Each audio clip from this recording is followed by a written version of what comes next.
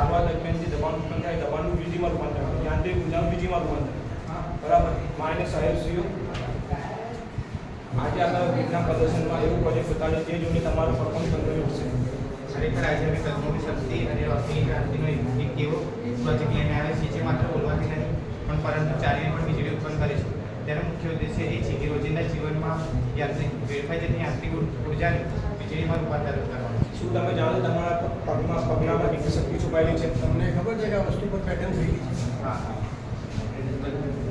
એમાં બધું મોડિફિકેશન કરો અને પેટર્ન વાંચવી પડે પહેલાં એને કેવી રીતે કરવી.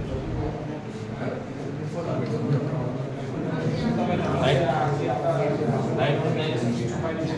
આ શક્તિનો ઉપયોગ કરીને ઉર્જા કેવી રીતે બને એમાં સમજાવી રહ્યો છે.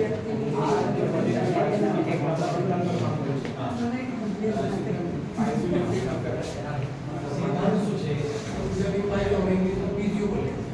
સિદ્ધાંતો આજે આપણે દબાણ કરતી આંતરિક ઉર્જાનું વીજળીમાં રૂપાંતર. સિદ્ધાંત શું કહેવામાં કયા માધ્યમનો યુઝ થાય?